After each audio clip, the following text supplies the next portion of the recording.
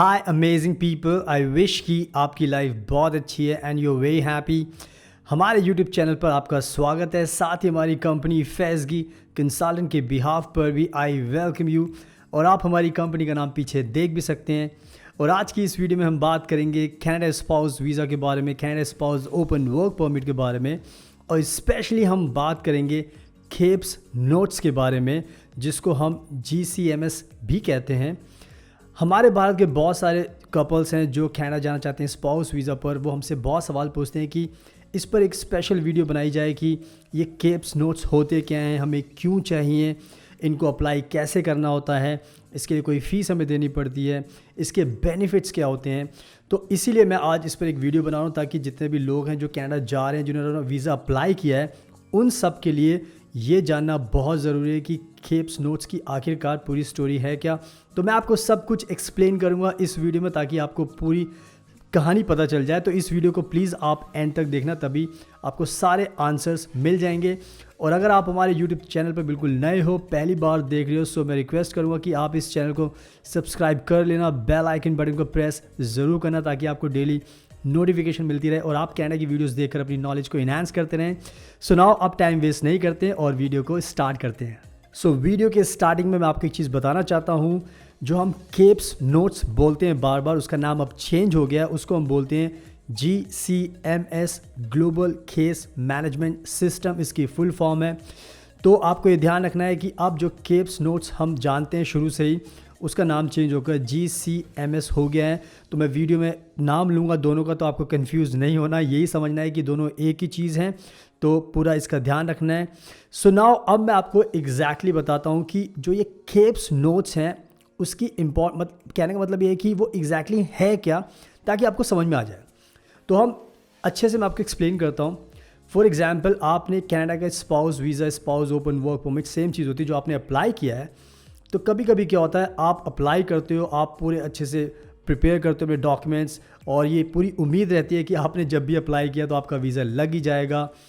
But in case unfortunately अगर ये situation होती है कि आपका वीज़ा रिफ्यूज़ हो जाता है, रिजेक्ट हो जाता है, तो बहुत ऑब्वियस सी बात है, आप बहुत परेशान हो जाते हो, बहुत दुखी होते हो, आपको कुछ भी समझ में नहीं आता। आपको हमेशा यही लगता है कि भाई मैंने अपनी पूरी कोशिश की, सारे डॉक्यूमेंट्स लगाए, अच्छे से कन्विंस करने के लिए अपनी फ़ाइल को अच्छे से प्रेजेंट किया, खुद से भी किया या आपने किसी एजेंट के थ्रू किया।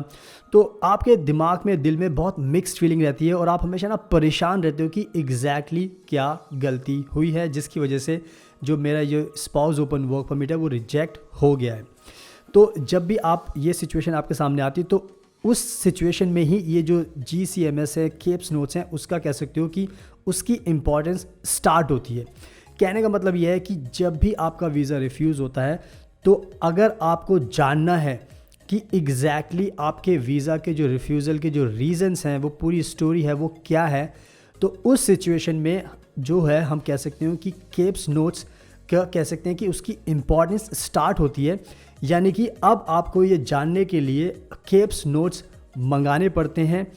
और उस केप्स नोट्स में आप यकीन मानिए, जिस दिन आपने वीज़ा अप्लाई किया था और जिस दिन आपको मिला कि रिजेक्ट हुआ है, उस पूरे टाइम पीरियड के बीच में, चाहे 1 महीना हो, चाहे 2 महीना हो, चाहे 1 साल हो, जो भी एक्टिविटीज़ हुई हैं, जो भी आपका कम्युनिकेशन हुआ है, मान लो आपने अप्लाई किया, वीज़ा डॉक्यूमेंट मिसिंग थे तो वो अप्लाई दोबारा से किया, जो भी आपने एक्टिविटीज़ की है उस दौरान, उस सारी चीज़ों का डिस्क्रिप्शन उसके अंदर दिया होता है। यानी कि आप समझ सकते हो कि कनाडा ने बिल्कुल प्रोसेस ट्रांसपेरेंट किया हुआ है और वो खुद भी चाहते हैं कि जिन्होंने वीज़ा अप्लाई किया है उनको पता चले कि हमने क्यों किया है।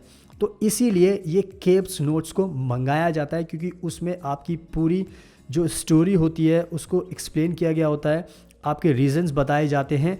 और ये टोटल आप मान के चलो कम से कम 36-40 पेजेस होते हैं, ज़्यादा भी हो सकते हैं, कम भी हो सकते हैं। तो आप समझ सकते हो इतने सारे पेजेस होते हैं, तो उसका मतलब यही है कि उसमें उन्होंने सब कुछ एक्सप्लेन किया होता है ताकि आपको तसल्ली मिले कि आखिरकार आपसे गलती कहाँ पर हुई है।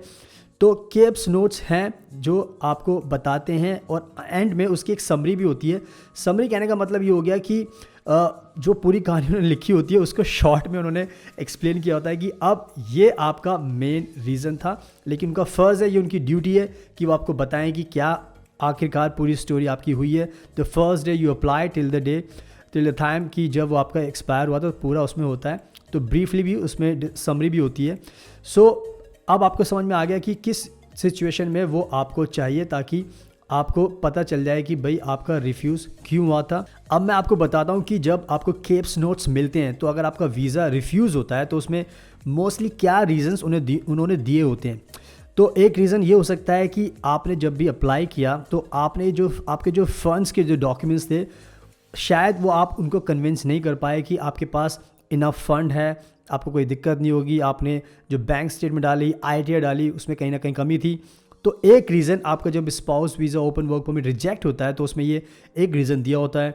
दूसरा रीज़न ये हो सकता है कि आपकी जो शादी हुई है, वीज़ा ऑफिसर कन्विंस नहीं हो पाया कि वो शादी जेन्युइन है। आपने जो भी डॉक्यूमेंट्स लगाए, कहीं ना कहीं उसमें जो वीज़ा ऑफिसर है वो कन्विंस नहीं हो पाया, तो उसमें एक रीज़न ये भी हो सकता है।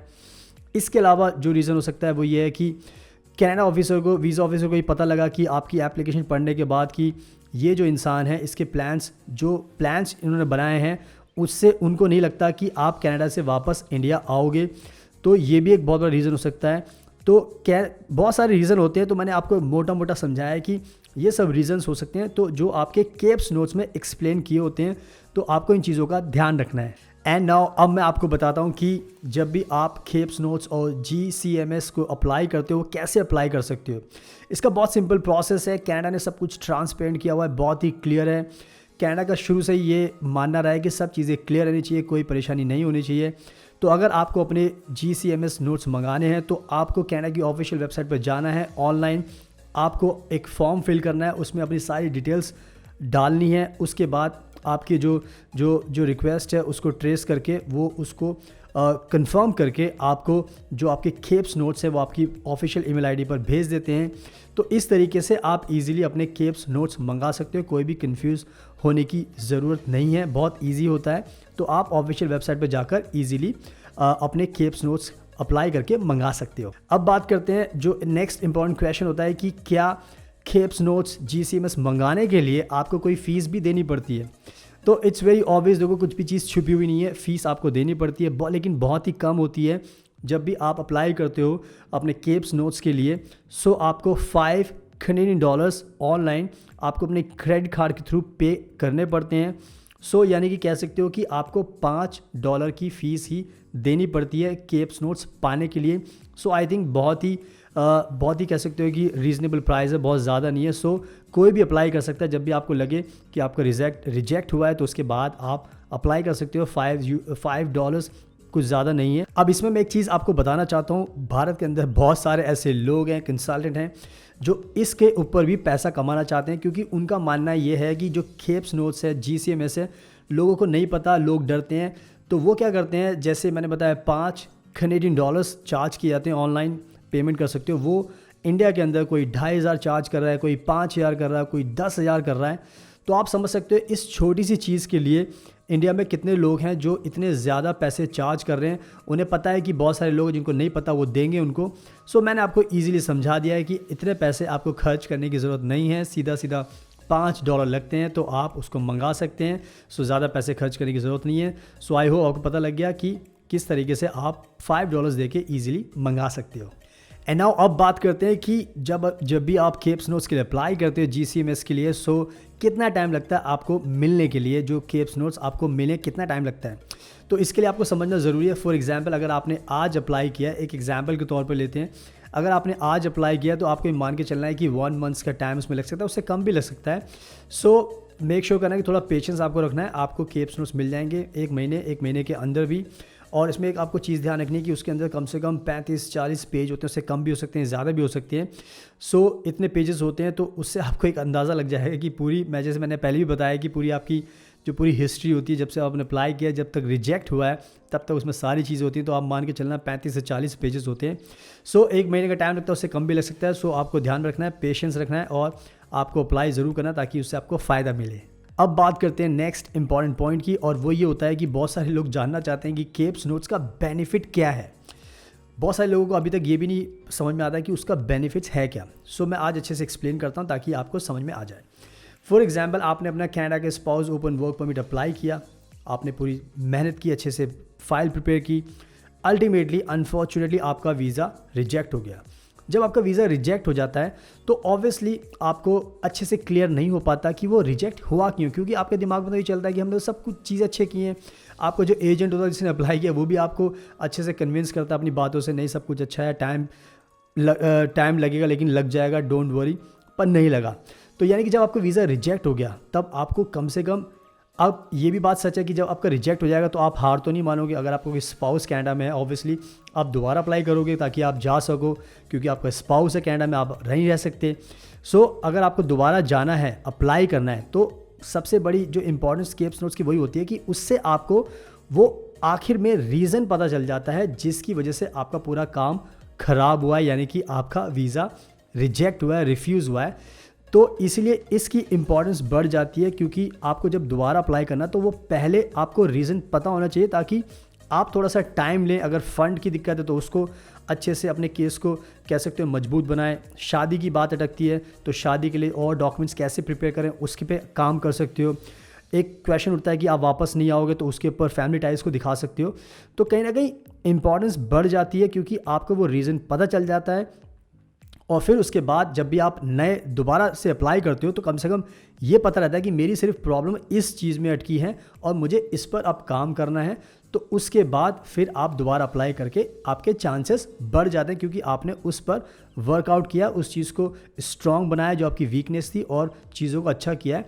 तो इसीलिए आप समझ सकते हो कि केप्स नोट्स की GCMS की ज़रूरत पड़ती है ताकि आपको वो रीज़न पता चल सके, उस पर आप वर्कआउट करो, स्ट्रॉन्ग करो, वीकनेस पे काम करो और फाइनली अच्छे से दोबारा अप्लाई करो ताकि वीज़ा ऑफिसर अब कन्विंस होकर आपको visa they they. So I hope आपको समझ में आ गया कि इसकी इंपॉर्टेंस कितनी होती है।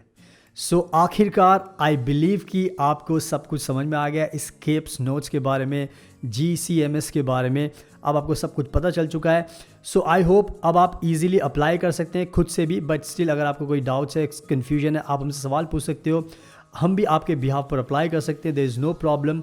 इसके अलावा जैसे हम हमेशा बताते हैं कि हम एक्सपर्ट हैं स्पाउस ओपन वर्क परमिट के लिए, तो अगर आपको अप्लाई करना है तो हम आपकी हेल्प कर सकते हैं, क्योंकि हमें पता होता है कि एग्जैक्टली कैसे अप्लाई करना है, क्या किन चीज़ों का ध्यान रखना है ताकि आपको वीज़ा मिल जाए। इसके अलावा अगर आप कनाडा में पढ़ाई करना चाहते हो तो हम आपका एडमिशन भी करा सकते हैं अच्छी यूनिवर्सिटीज़ में, आपके चॉइस के कोर्स में स्टडी वीज़ा दिलाने में भी आपकी हेल्प कर सकते हैं। इसके अलावा जो PR अप्लाई करना चाहते हो तो वो भी कर सकते हैं। इसके अलावा हम फ्रेंच लैंग्वेज भी सिखाते हैं, क्योंकि फ्रेंच लैंग्वेज आना बहुत ज़रूरी है कनाडा में जाने के लिए। हम IELTS की भी तैयारी कराते हैं। सो कहने का मतलब ये है कि अगर आप कनाडा का प्लान कर रहे हो, अगर आप हमें कॉन्टैक्ट करोगे, हमसे मिलोगे, तो हम आपकी हर चीज़ में हेल्प कर सकते हैं, आपको सारे सोल्यूशन हमारे पास मिल जाएंगे। सो आप हमें ईजिली कॉन्टैक्ट कर सकते हैं एंड देन हम आपकी पूरी लाइफ को ईजी, आसान बनाने में मदद करेंगे ताकि आपने जो भी प्लान्स बनाए हैं फ्यूचर में वो आप पूरे कर सको। सो आई होप अगर आपको कोई भी दिक्कत है तो हमें कॉन्टैक्ट कर सकते हो। अगर आपको ये वीडियो पसंद आई तो प्लीज़ इसको लाइक ज़रूर करना, हमारे चैनल को सब्सक्राइब कर लेना, बेल आइकन बटन को प्रेस ज़रूर करना ताकि आपको डेली नोटिफिकेशन मिलती रहे, आप हमारी वीडियोस को देखकर अपनी नॉलेज को बढ़ा सकें। और अगर आपके कोई सवाल है तो आप हमसे इंस्टाग्राम पर पूछ सकते हैं, हमें फॉलो भी कर सकते हैं लिंक्डइन पर, इंस्टाग्राम पर, फेसबुक पर। So thank you so much आपके कीमती टाइम का हमेशा की तरह, और बेस्ट ऑफ लक आपकी लाइफ में, और अपना हमेशा ध्यान रखिए।